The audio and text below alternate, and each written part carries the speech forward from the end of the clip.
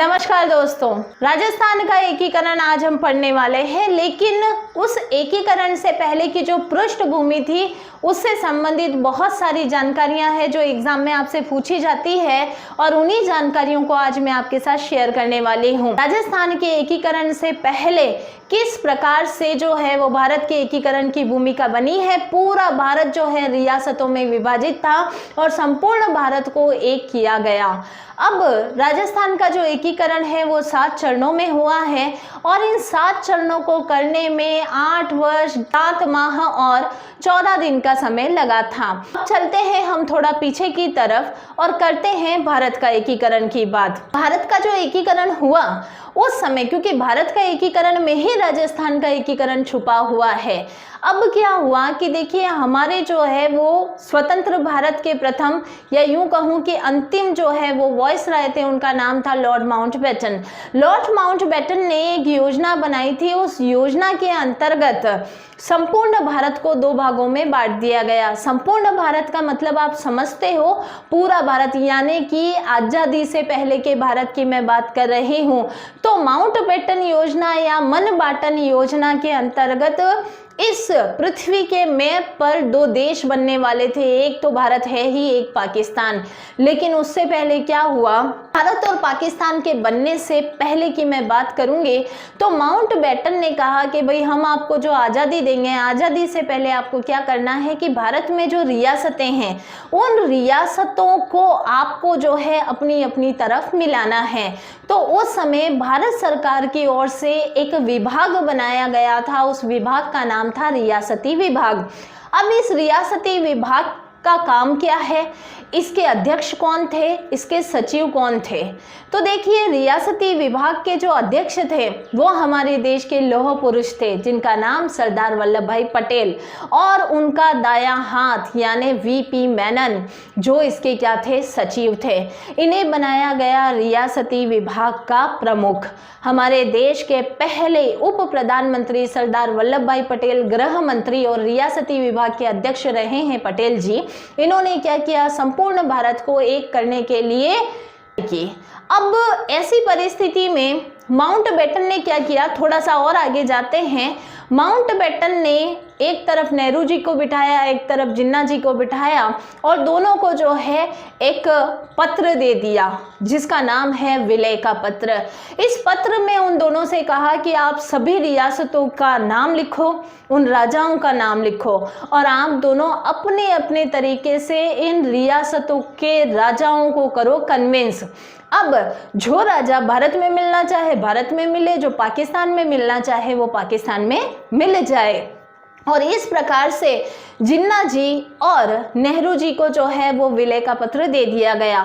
तो हमारा जो विलय का पत्र है उसके अंतर्गत, यानी विलय के पत्र को लेकर के जो है हमारे सरदार वल्लभ भाई पटेल ने एक योजना बनाई रियासती विभाग के अंतर्गत और 5 जुलाई 1947 के दिन रियासती विभाग का गठन हुआ और इसी के अंतर्गत संपूर्ण भारत को एक करने के लिए योजना बनाई गई।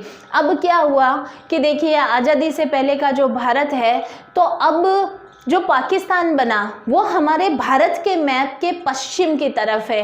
क्यों पाकिस्तान दक्षिण में नहीं बना, क्यों पाकिस्तान जो है वो पूर्व में नहीं बना। हाँ, थोड़ा नीचे का हिस्सा ज़रूर है जो पूर्वी पाकिस्तान के नाम से जाना जाता था, जो वर्तमान में भी बांग्लादेश है, क्योंकि पूर्वी पाकिस्तान ही आज़ाद होने के बाद बांग्लादेश के नाम से जाना गया।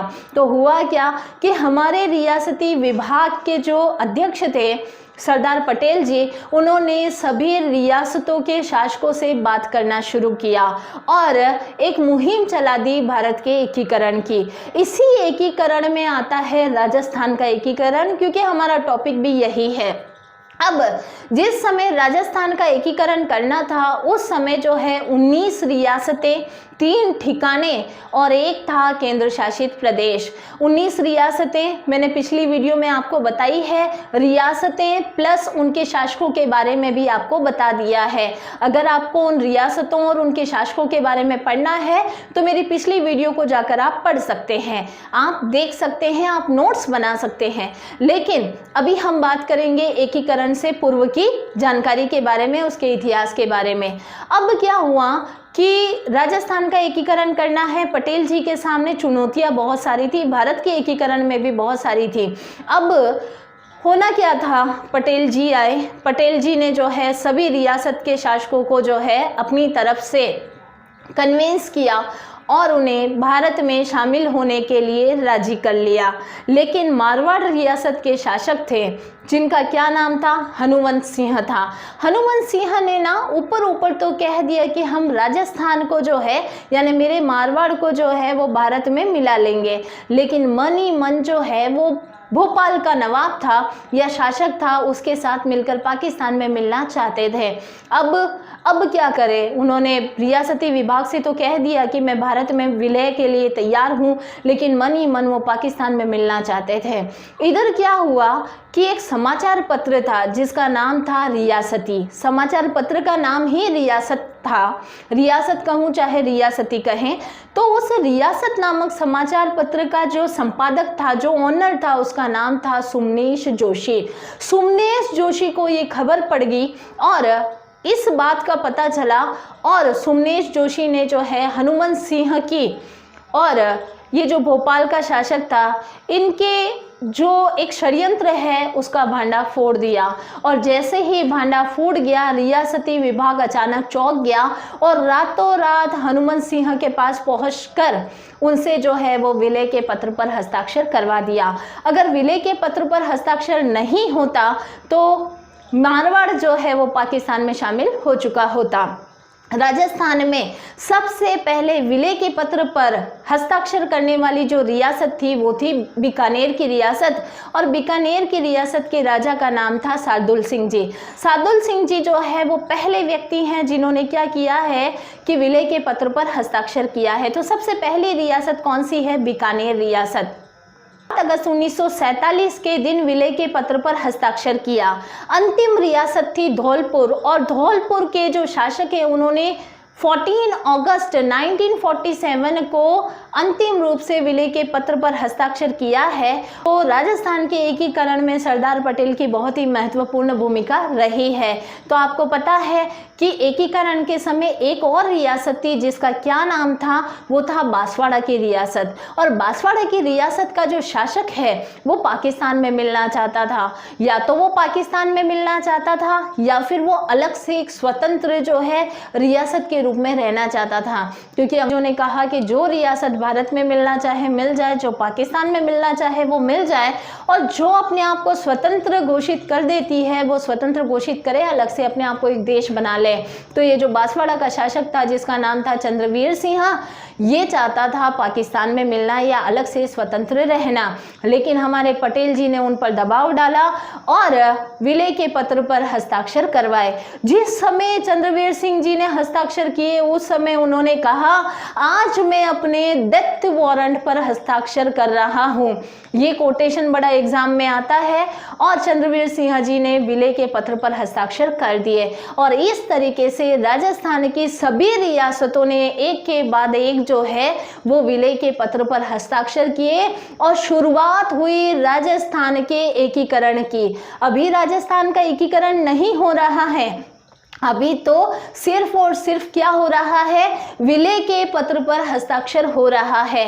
तो विलय के पत्र पर हस्ताक्षर जब हुआ तो सबसे पहले बीकानेर रियासत ने उस पर हस्ताक्षर किया, और सबसे अंत में किसने किया है, धौलपुर के शासक थे उदयभान सिंह, जिन्होंने हस्ताक्षर किया है। ये मैं आपको एकीकरण से पहले की बात बता रही हूँ, एकीकरण के बाद की नहीं है, क्योंकि एकीकरण के बाद जो है वो तो चरण चले हैं और वो अलग बात है, लेकिन एकीकरण से पहले का जो इतिहास है, जो पृष्ठभूमि है, उसके बारे में हम चर्चा कर रहे हैं। तो इस प्रकार राजस्थान की 19 रियासतें, 3 ठिकाने कौन से थे, पहला ठिकाना था निमराना, निमराना पड़ता है अलवर में, दूसरा है कुशलगढ़ जो पड़ता है बांसवाड़ा में, और तीसरा है लावा जो पहले पड़ता था जयपुर में, अभी वर्तमान में पड़ता है टोंक में।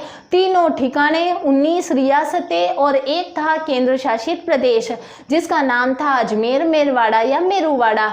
ये सभी जो है एकीकरण के अंतर्गत राजस्थान का विलय पत्र पूरा होने के बाद ये सभी जो है विलय पत्र के अंतर्गत क्या हुआ, राजस्थान भारत में विलीत हो गया और राजस्थान के एकीकरण की प्रक्रिया का शुभारंभ हो गया। तो राजस्थान का जो एकीकरण हुआ उससे पहले का घटनाक्रम मैंने आपको बता दी। राजस्थान के एकीकरण से पहले का जो घटनाक्रम है वो बड़ा रोचक है, क्योंकि उस समय हमारे सरदार वल्लभ भाई पटेल ने साम दाम दंड भेद सभी का प्रयोग करते हुए संपूर्ण राजस्थान को एक मोतियों की माला के रूप में पो दिया। और आज वर्तमान राजस्थान जो आप देख रहे हो वो सरदार वल्लभ भाई पटेल की ही देन है। सातों चरणों को हम पढ़ेंगे अगले वीडियो में। तब तक के लिए आप इस वीडियो से नोट्स बनाएं और ये वीडियो आपको कैसी लगी मुझे कमेंट बॉक्स में कमेंट करके ज़रूर बताएं। ये जानकारी आपके लिए कितनी उपयोगी है ये मेरे साथ ज़रूर शेयर करें। और चैनल पे नए हो तो चैनल को सब्सक्राइब करना और वीडियो को लाइक और शेयर करना बिल्कुल ना भूलें।